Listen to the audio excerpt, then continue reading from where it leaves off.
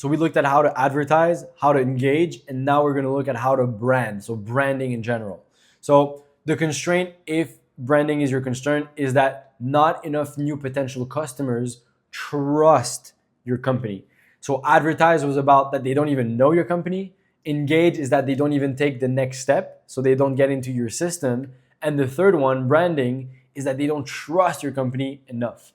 So the solution is that you want to compete on trust, not price. And that applies at every single level. Doesn't matter if you're making 10 million or 2 million a year, doesn't matter, same thing applies.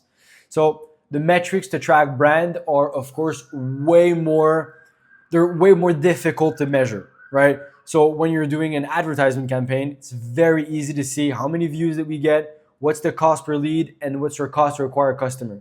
In branding, it gets a bit more difficult, but I still got 3 metrics that are very, very good to show how good your brand is and how flexible it is. I'll get to that in a second. So the first one is the pricing power. So why is it important? Because price is by far the most important tool that you have to increase your revenue and profits. The way you measure it is that when you increase price, which you should do every single year, even more than every single year, when you do increase the prices, does it impact conversions negatively? So let's say you were at a 30% close rate and you increase your prices by 10, 15%. If you have a big drop in conversions, you have a branding problem. That's one of the metrics. And how to improve it, everything we looked at in the advertise, how to advertise and how to engage, apply all of that. Then metric number 2, referral percentage. So why is it important? I mean, who doesn't want to get more customers for free?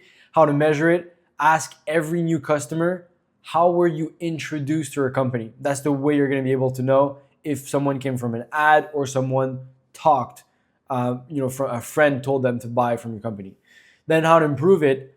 Ask more than once for referrals and systemize the process. Give really good incentives. Stop giving, 10% off or whatever it is, if someone refers a terrible price. It needs to be actually viable. Then metric number 3 is how many people are actually searching for your company every single month, for example. So how many are typing in Google, in ChatGPT, for example, your company name. So it's important because it literally measures the influence of your company. Then you measure it by literally just looking at the data of your search engine.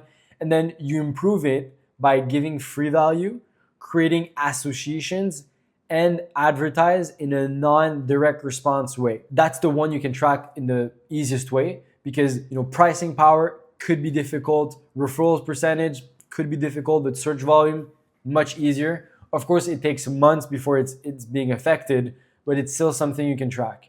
If you like this video and you're a business owner who wants to break through your current revenue ceiling, I distilled every lesson from growing a dozen of training and e-learning companies from 1 to 10 million in revenue into a completely free growth roadmap. And so you can simply click below this video and check it out. You're going to receive a personalized version for where your company is at and what are the main things that you're struggling in terms of growth. So just add your business information and I'm going to send you a copy right away. So now we looked at the metrics. Now, how can we act on it? The levers. So a really important concept for branding is to build goodwill. So that just means providing value before asking for the sale. I talked about it quickly, but you have a low info buyer and a high information buyer. So a low information buyer, they just need to know what's the price, when can I get started? That's it. That's the top 3%.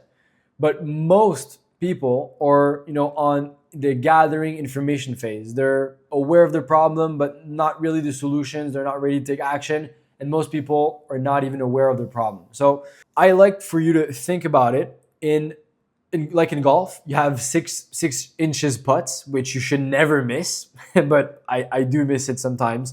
You're six inches from the goal. You just need to tap it in. But you have other buyers or prospects that, they're at a driving range. You have multiple steps to do in order to get to the end goal. So for, little information buyers, the one that are 6 inches from the actual goal, you just need to give them, hey, here's our offer, which is most likely more, in most of the cases, that's almost 100% of your customers. You just tap the sell in, you just give them the price, and that's it. There's not even a sales process, nothing like that.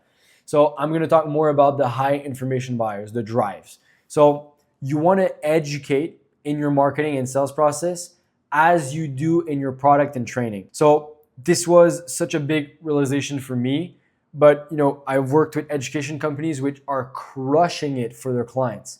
They're giving amazing results. They're taking care of every single detail. They're educating them, supporting their clients. But when it came to their prospects or people wanting to buy from them, they had difficulty pretty much doing the same thing. So I want you pretty much to just think about it as I just want to educate in the same exact way. So I want them to be aware of it. I want to give them support. I want to remove their doubts. I want to give them valuable information, and I want to guide them to act on it. The only difference is the action is buying, and the action in the other cases is just continuing to go through the training.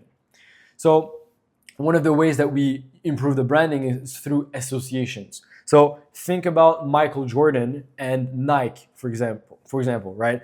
So he wore the shoes for decades throughout his career. So people associated the greatness of Michael Jordan with the company Nike. Both were together, right? So it was an association. So the definition of an association is pairing your product and company to a relevant thing, person, or other brand. In the case that I explained, Michael Jordan, so Nike, they did an association. They paired their product with something that they wanted people to associate Nike with. So another great example is Mr. George St. Pierre. So it's someone that I've met in person. I live in Montreal, I'm from Montreal, and I train mixed martial arts, and I often go to his gym. And there's an education company, so of course this applies to the B2C side, that used the authority of George St. Pierre, which has won so many belts in the UFC, so in mixed martial arts. And the audience that looks up to George St. Pierre, in most of the times, it's going to be males from 18 to 45, 50-year-olds that really admire his dedication, his hard work, and his humbleness. And an education company that helps construction workers and people get into constructions or skilled trades, so being an electrician or many other trades, they use George St. Pierre, as you can see in the ads, to really borrow his authority and the respect. So the audience that loves George St. Pierre is going to look at the ad and be like, wow, he approves of this school, of this training, of this message. Let me go and look through it, right? It grabs the attention of people, but most importantly, you're pretty much borrowing the trust of, for example, George St. Pierre that he built over decades of his career, right? So that's the power of an association. And it also applies to B2B. For example, Kaltura, which used David, well-known business owner in the space, to advertise their virtual learning. So they have virtual learning. They also have lead magnets to get people to try some of their classes for free. This is a quick example of it. But again, it's about borrowing the trust. And there's surely a way to apply it to your company. You just don't know it yet. But there is a way to borrow from experts in the fields, or get into an audience, look at what person or thing do they actually respect, and you just want to pair your company with it. So elements to do, again, find a status symbol, company, individual that your target audience looks up to, borrow the reach, the authority, and the audience by simply associating your company and product to them. Again, compete on trust, not price. Otherwise, you'll literally be doing advertisement and people are going to come to you. So you're going to have done all of the hard work, and then at the end, just the last little step, they're going to end up looking at another company because you've solved all of their problem, but they still are hesitant in terms of price, or they're looking another company up, which is terrible.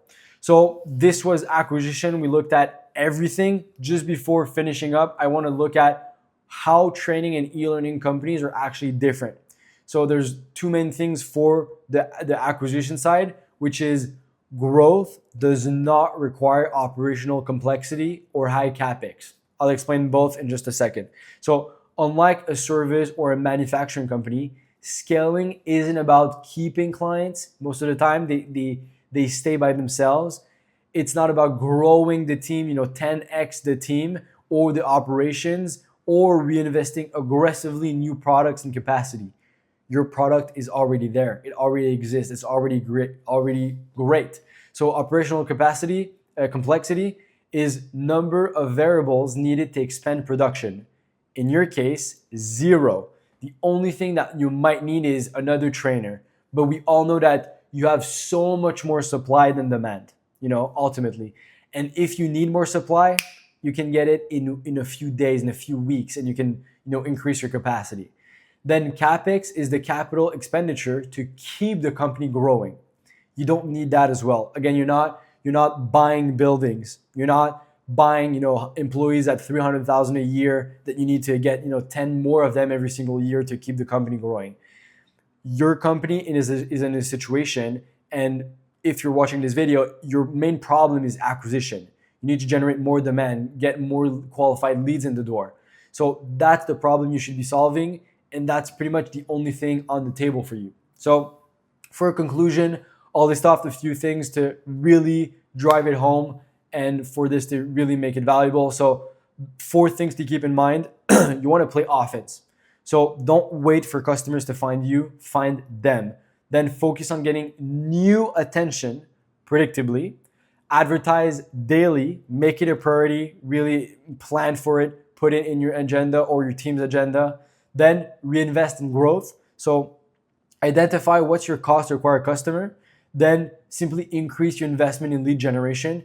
You'd be shocked at how many companies are doing 1, 2, 3 million a year, and they're barely spending a few $100,000 in advertisement, which is completely nuts.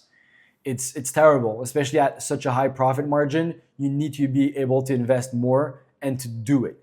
Then you need to expect to burn budget finding new ads and winning ads and offers. So even if you're spending $10,000 into ads and you're not getting the greatest results, but you found one ad and one angle that works, and the next 10,000 you're putting in, or the next 100,000 you're putting in, is going to get you 5 times the returns. It is worth it. It's a different way to view it. Then generate demand. So again, keep in mind that only 3% of the market on average is in buying mode. The rest, the 97%, that's what you should be targeting. Tailor your message and your ads to strangers.